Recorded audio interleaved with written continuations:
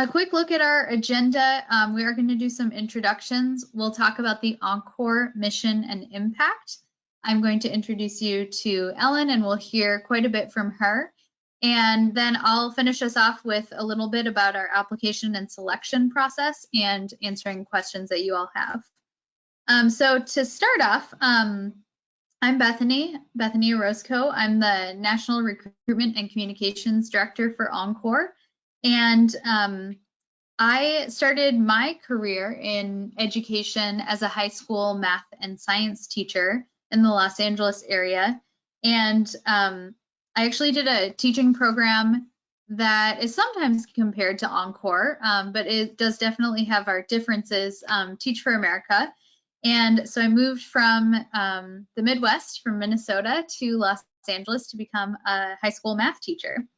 And after my teaching experience, I actually then was a recruiter for a large charter network in the LA area.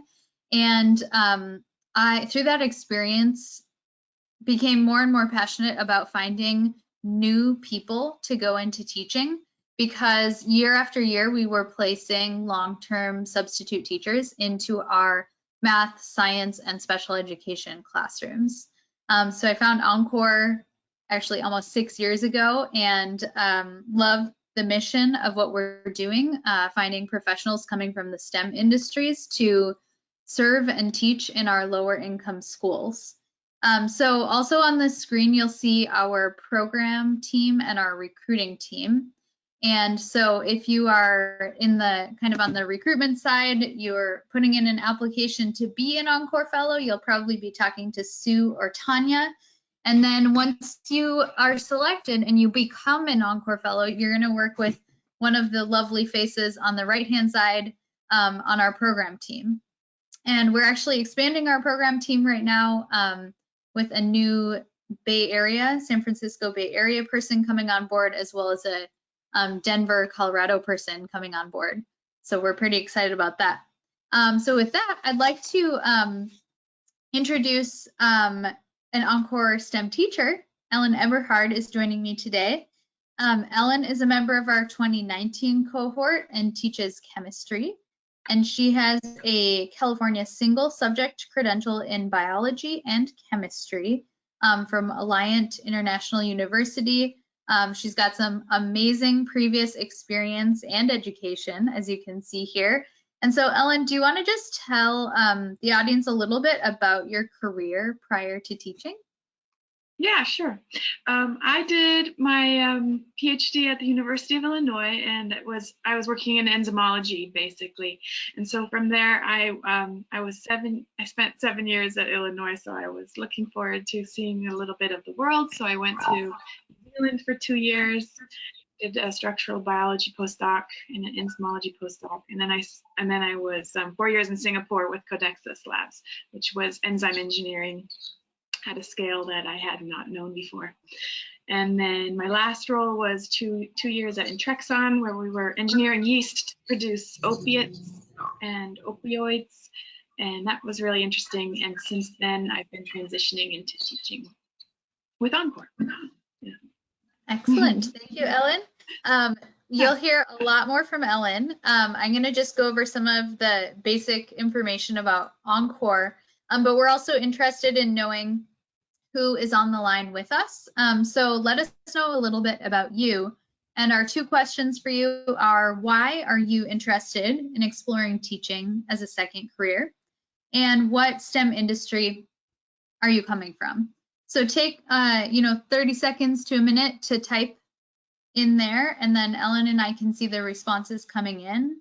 We would love to know a little bit about you.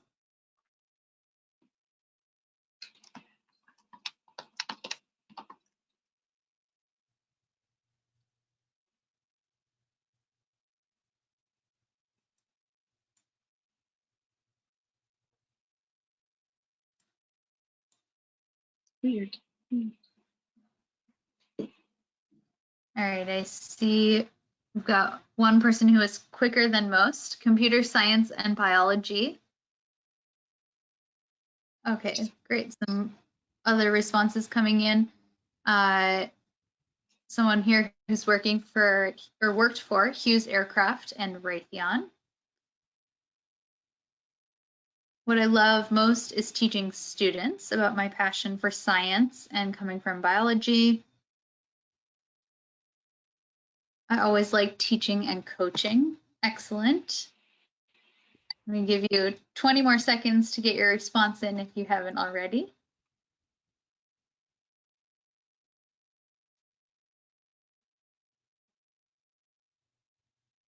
It's really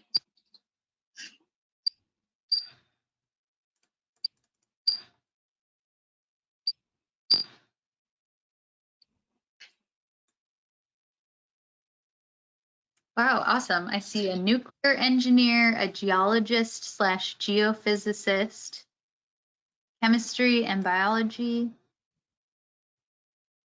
cool. molecular biology, economics and business. Awesome. As Nice. always, it is really impressive for me to meet people like those of you that are on the line and the people that are interested in doing the EnCorps Fellowship and really like considering making a difference for the next generation. So it's really impressive and just makes me really happy to see all of you on the line. So I want to just give you a little background about why EnCorps exists. And so first of all, we know that students excel in excellent teachers' classrooms, and research shows that teachers are the most important school-based factor when it comes to student achievement. And to me, as a former teacher, that sounds very obvious to me. But you know, our students spend 6 to 8 hours a day in schools or with their teachers. And so teachers can have a huge impact on a student's life and their future. And that includes their future earnings, as you can see here. And so this is why we believe it's so important to find excellent teachers, and especially those like yourselves who have real world experience.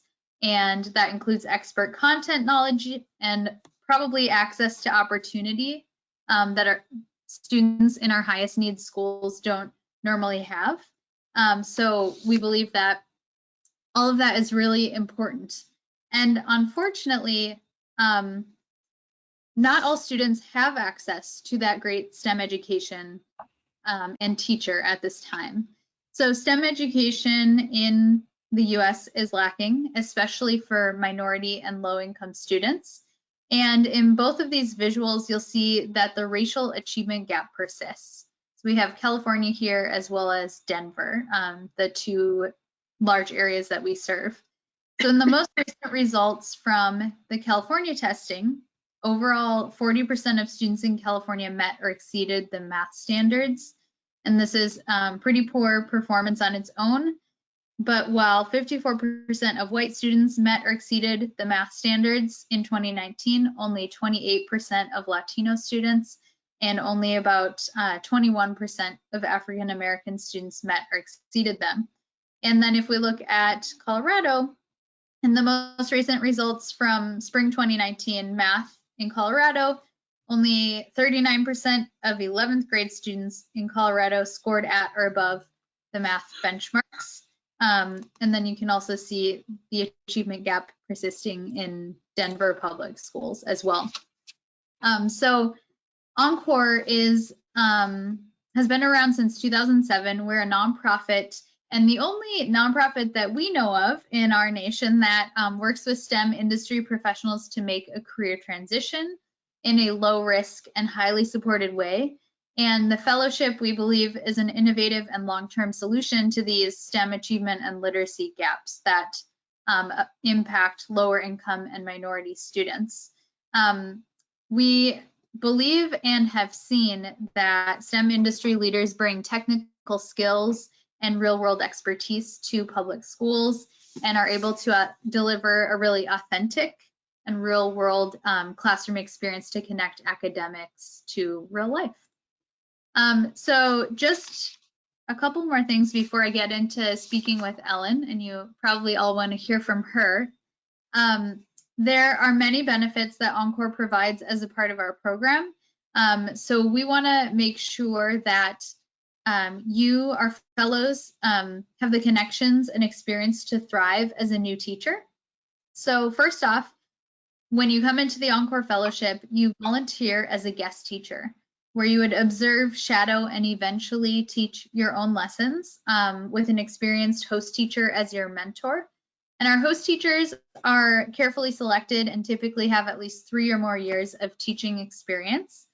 And these placements sometimes become future employment opportunities as well. Along with the guest teaching experience, you would be supported by the EnCorps program team. So a program director or coordinator would be guiding you through the process, observing you and giving you feedback, and also helping you to understand how you'll earn your teacher credential or licensure. They also connect you to other fellows and do many, many things. Ellen will probably talk about this as well. Prepare you for teaching interviews and generally support you as you get into your own classroom. EnCorps also provides credentialing and licensing resources and exam study materials. So we want to make sure that you'll succeed once you are completing the coursework to get your teaching license. In addition, we offer a robust slate of professional development. We have typically 3 in-person events each year. Those have currently transitioned to virtual events, but we do our summer institute and our fall and spring institutes. They're really like practical, engaging sessions where we talk about topics like classroom management, behavior management, instructional strategies, project-based learning, and the math and science standards. We also do online professional development modules through Google Classroom, and that also serves as a place where you can connect with other fellows. And so that is something we hear a lot from our current EnCorps fellows, is the cohort of peers being a big piece of it. You know, as you step into a new career or as you do anything, any big transition, having that group of people supporting you in the form of other peers and professionals can be a huge factor. So we hear from our fellows a lot that that's a big benefit of being in EnCorps. And lastly, when you enter a new industry, it's helpful to get a foot in the door and create a network. And so EnCorps has relationships with schools, many partners, and that is a piece of what we do as well. It's connecting our fellows to our school partners. So enough of me speaking. Let's hear a little bit about Ellen and her experience. So first, we're going to try to go through this somewhat chronologically. And so since you start the EnCorps Fellowship basically as a guest teacher, Ellen, we'd love to hear about your experience as a guest teacher. I'm laughing because I'm wearing the same shirt. Oh. I promise that picture wasn't taken today. That's awesome. That was taken last fall. Charles helped me find a guest teaching spot at Fallbrook High School. And so that's the high school that's just 10-15 minutes away from where I live. So it was really a bonus. But the bigger bonus is that their science department is just really strong and some really experienced teachers, and that's what EnCorps looks for when they look for the placements. And they wound up, so I met, I developed some really good relationships with 3 of the teachers, and they just let me ask all the questions I wanted to ask and observe them. I watched chemistry classes and biology classes, and then finally I did do the takeover day where you get to teach one of the classes, and that was really because from working with the real teacher and getting that feeling of what that classroom is all about. Yeah. That's awesome, Ellen. Mm-hmm. Thank you. And you have a single subject, or are working, I think, on your single subject credential in California. Can you tell us a little bit about what that experience looked like and what support EnCorps offered through the credentialing? Yes, so I joined EnCorps last June, and then I started at Alliant in the fall, at the end of August of last year. And so throughout that Yeah, EnCorps, well, credentialing, you'd think it's really hard to figure out on your own. You have to have the hand-holding from EnCorps is invaluable. Just to have someone when you're confused and you're like, what stage am I at? What's my next step? EnCorps knows. Charles, Angel, Bethany, they can all keep you, help you figure it out.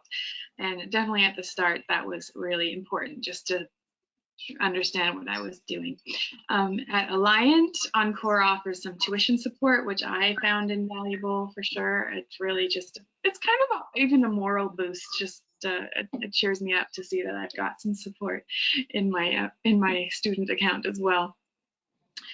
And yeah, so definitely logistical help. Oh yes, and if you sometimes credentialing is so specialists sometimes aren't quite sure what to do. So Angel, I just recently had a situation where I wanted my credential updated, and I was having difficulty with working with a credential specialist at Alliant, and Angel is there for you. She really jumped in and made sure that my credential could be updated the way I wanted it to be updated. So there's really strong logistical support, but also I'm skipping moral support. Also moral. Yes, tell us about that. So that's the any other support, is the strong moral support. The changing careers is hard. I mean, teaching, we all know what teachers do, but being the teacher, it's a big transition, especially. I came from biotech, managing projects and just getting in there with the kids. It was a huge transition. And so Charles is in San Diego and I'm in San Diego, so he's been my main mentor person. And there have been times when he just really, gave me the boost I needed. Like this is that this was the right choice and that it was going to work out. Because it can be quite nerve-wracking at times, of course, as changes are. Mm. That's great. Yeah. Speaking of that, I think Ellen, you've connected quite a bit with other EnCorps fellows in your cohort. What would you say you've gotten out of being surrounded by a cohort of peers? Oh yes,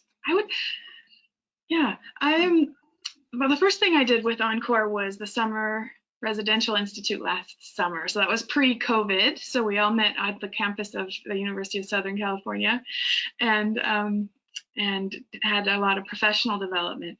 So that whole experience puts you in a crowd of teachers, either teachers that are people that are becoming teachers or people that have been teaching for years. And that just hugely helps you, I would say, as a transitioner, develop your identity as a teacher. Like you sit in a PD and you can start thinking about, how would I be as a teacher? Is this, it helps you. That's the best way I can say it. Develop your identity as a teacher. Start talking like a teacher, especially when you start talking with your cohort. And yes, I have a good friend from EnCorps with whom I'm taking Alliant courses. We're both doing the Ed TPAs this fall. So I have a good friend that I call and say, what did you do when this happened? So the people are really important. And we have a forum. So when I was interviewing, I wanted to practice my questions. So I just posted on the forum, does anyone want to practice questions with me? And I immediately had someone that I meet them on Zoom and we practiced doing interview questions together, which was a huge boost. Like my interview performance improved immensely after working with my my EnCorps friend. Yeah. So that's awesome. Really good. And Ellen, what did your other EnCorps friend send you? I got a box of cookies. We were taking single subject methods. It's a class that's notoriously quite difficult at Alliant, and she sent me cookies to cheer me up and get me through that last push. I love that. Yeah, I think it just speaks to the kind of community you kind of build within, EnCorps, and going through something that is difficult, and supporting each other through it. I love that. Tell us a little bit. So you've been teaching for a year, starting your second year tomorrow. And thank you, by the way, for being on the day before you start school tomorrow. So how do you leverage your previous industry experience in the classroom? Oh yeah, that is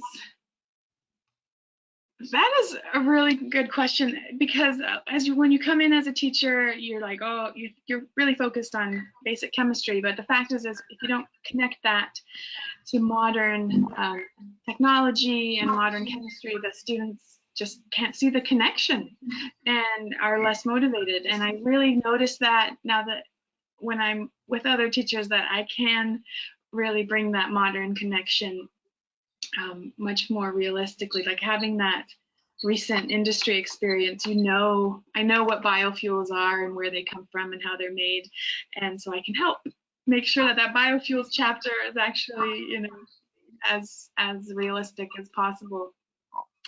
And I really enjoy that.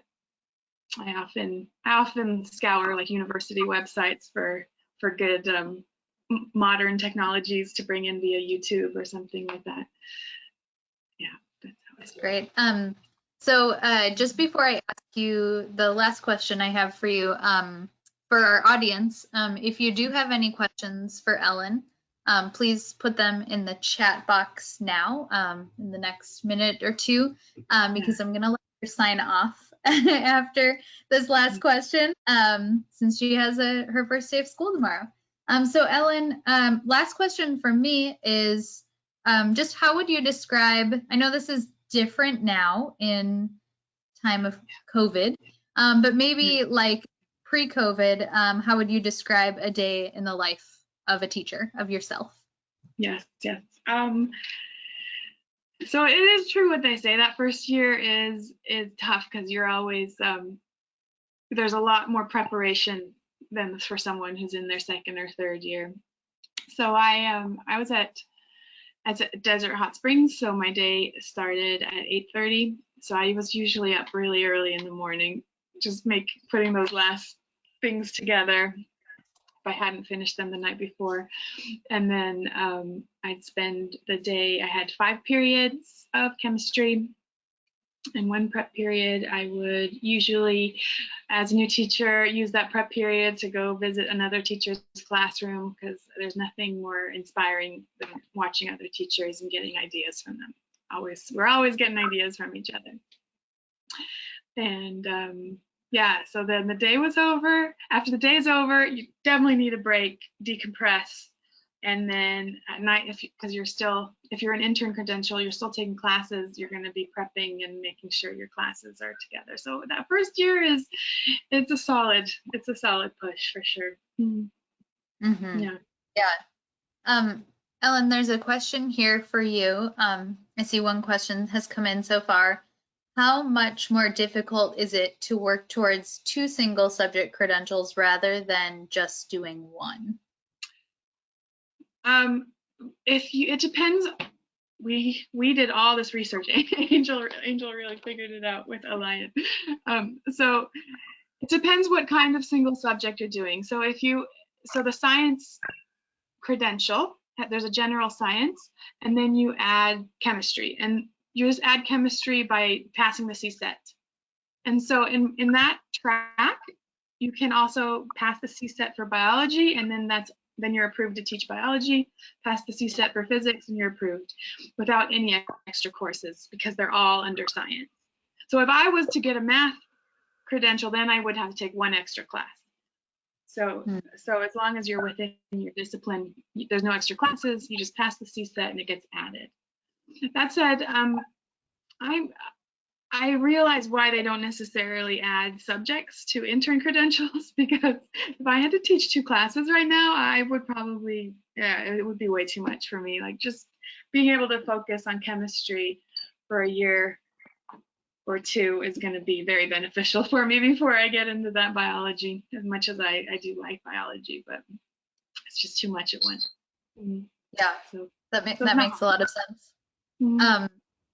I actually, in my first year teaching, was also an intern teacher and taught Algebra 2 and chemistry. Oh my goodness. It was difficult. Oh my gosh. We've got a couple other questions that have come in for you, Ellen. So let's see, is it more difficult to find an intern program over a traditional student teaching program? Oh, that is a good question. I haven't talked to a lot of student teachers. I think, okay, as far as intern program goes, you actually apply in the same portal that the regular teachers go through. So there, you really do, you fall to the bottom because they're going to take credentialed teachers first before they take that intern. And so a lot of times our appointments are very last minute and you just have to be ready to go. And geographic flexibility also is helpful. I'm teaching in Yucca Valley. I like the desert. It's a little hot, but I think it's beautiful.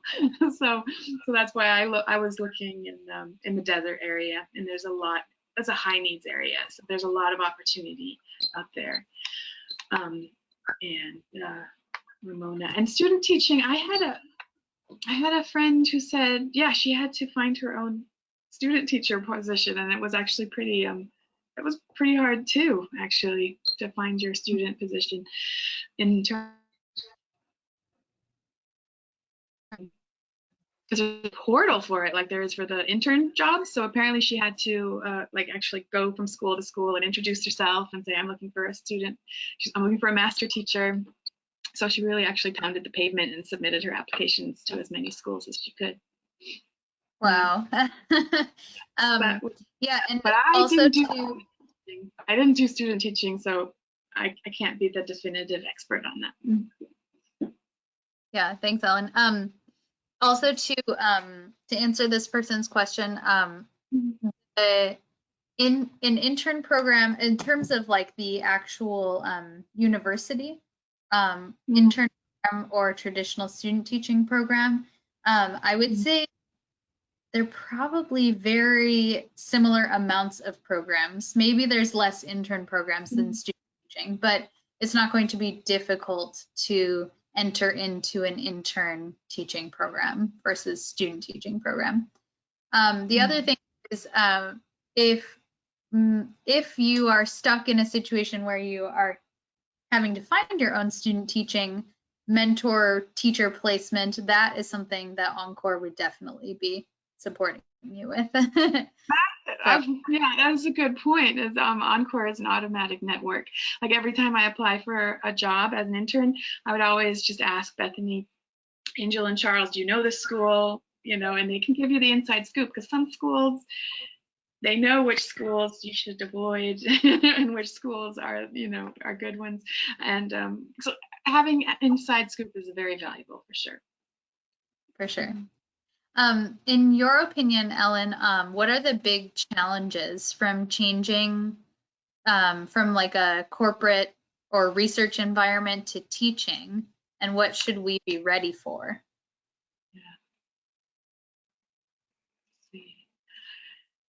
I think teaching is really a unique way to make a living. It really is, because it is heavy on the enterprise. It's whereas coming from industry, you might be used to moving things around and meeting deadlines. Teaching, it's about building relationships, and it's a lot more fuzzy that way. And coming in, I love chemistry. I'm a tutor. I was tutoring for a long time. I love tutoring, and I'm definitely a natural teacher. It's just a natural born thing. But when you get in that classroom with 30 teenagers, and you're the adult in the room, it's a different way of being a boss for sure. So I thought volunteer teaching with EnCorps can really help you put yourself in that position, feel what the atmosphere is like, and feel and start getting used to it before you get that first teaching position. All right, Ellen, there's 3 more questions for you, and then we'll let you go. So this one says, clearly you are a subject matter expert. Did EnCorps cover classroom management? Yes. No, that's like our PDs are usually around That's every teacher's number one thing is as classroom management. So we definitely spend time on that during our trainings. Yeah. Yes. Sometimes Yes. they're And taught by other EnCorps colleagues. So that's always fun to hear from your EnCorps classmates. Yeah. definitely. What's been the biggest surprise for you? Biggest surprise for me. Oh wow, that's a great question. All right, so my experience so far, I came into a classroom.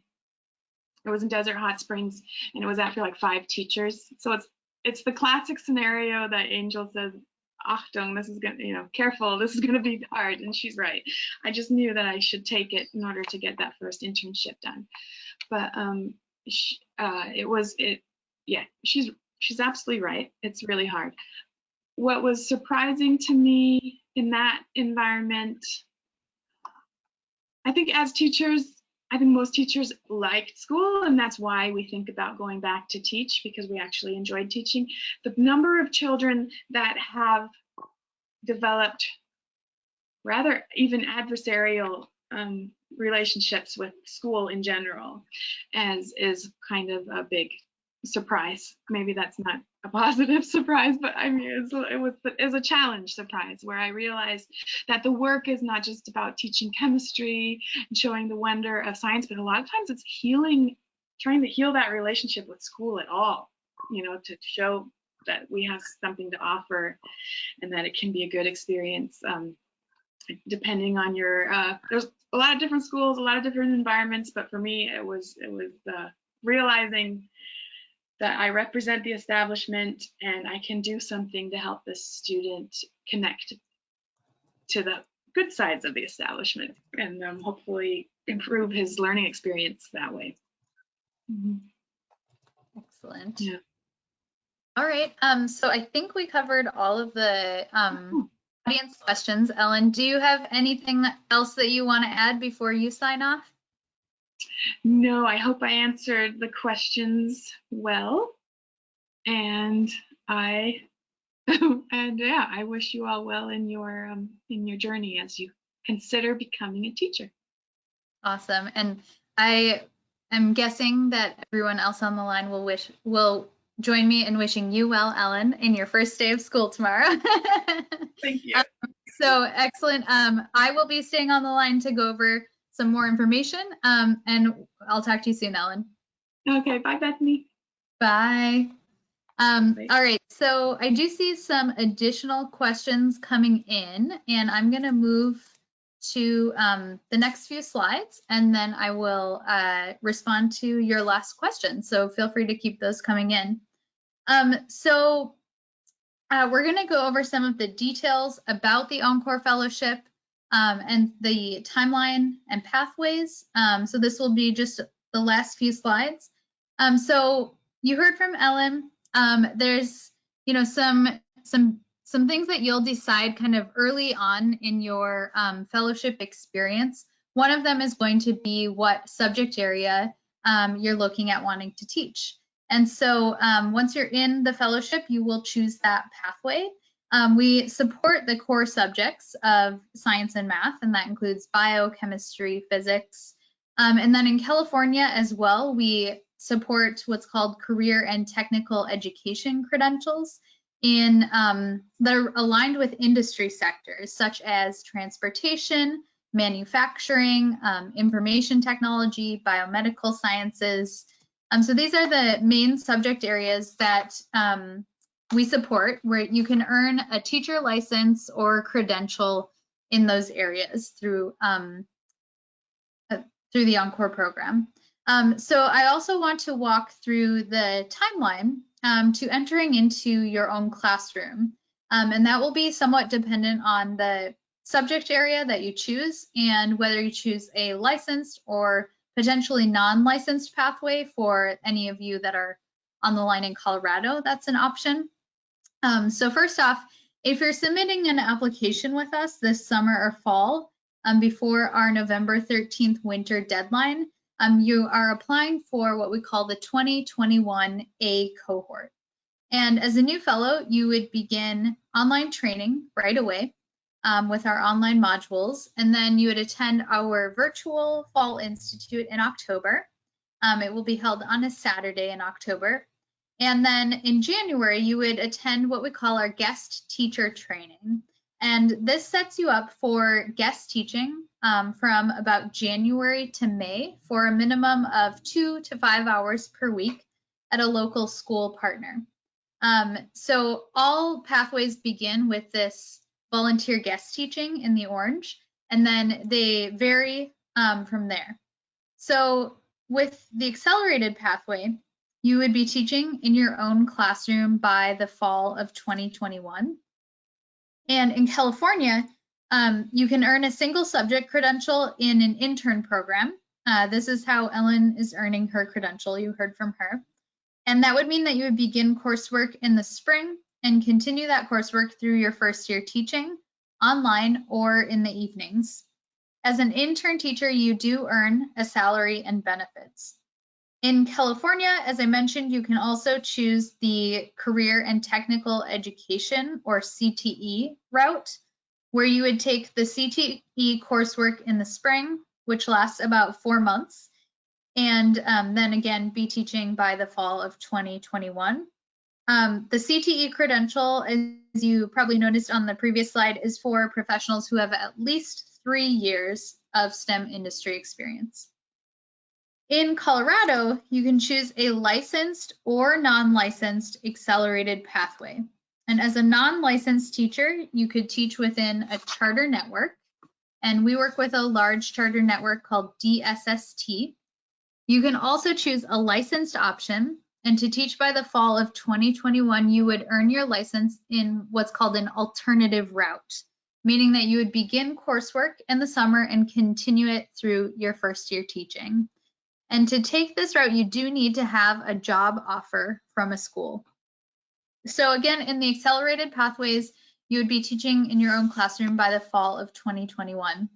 With the standard pathway that you'll see at the bottom here, you would be teaching in your own classroom by the fall of 2022. So after guest teaching, you would spend a year taking coursework and possibly student teaching, or participating in a residency program to earn your credential. And a residency program is modeled kind of like a medical residency, where you spend your time in a classroom with a mentor teacher, and you're also taking coursework at the same time, and that happens for a full school year. And the standard pathway is an option for both Colorado and California. It's a bit longer timeline, but it really allows you to gain a lot of field experience and training before you go into your own classroom. And once fellows go through training and guest teaching, they are hired at traditional districts as well as charter schools. And we ask our fellows to commit to teaching at least 3 years in a low-income school. And to be an EnCorps low-income, high-needs school, we want that school to be at least 40% of students who are considered low-income. And so if you have not applied already for the EnCorps Fellowship, I can get into some details about our application and selection. So qualified applicants for our fellowship need to live in an area that we serve. So that includes several areas of California, as well as Denver, Colorado. You'll need to have at least 1 or more years of work or research experience as a STEM industry professional, or you can possess an advanced degree in a STEM field. You'll need to be fully eligible to work in the United States, hold an undergraduate degree with a 2.50 GPA or higher, and not currently hold a teaching credential or license in a core subject in the state in which you are applying. So this is actually what we call our baseline eligibility requirements. And so if you meet those, then you would fill out our online application with your background information, resume, and at least 2 references. And previous experience in education is not expected nor necessary. As you can see, Ellen did not have any, previous teaching experience in education. She came from biotech. And that is basically, a very similar profile to the rest of our EnCorps fellows. So after submitting an online application, qualified applicants are invited to record a video interview online. And this is an easy process. We send you a link to record your response to 3 questions over 3 minutes on video. It's all done on our platform, very easy.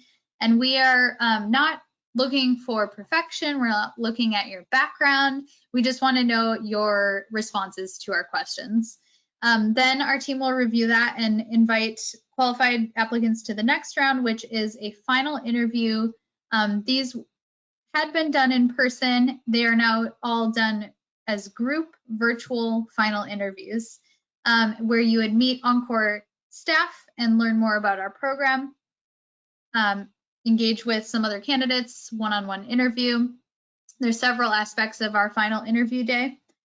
And then if we feel like you're a great fit for the EnCorps Fellowship, you would be invited to join EnCorps and receive a commitment letter and instructions for completing an online background check.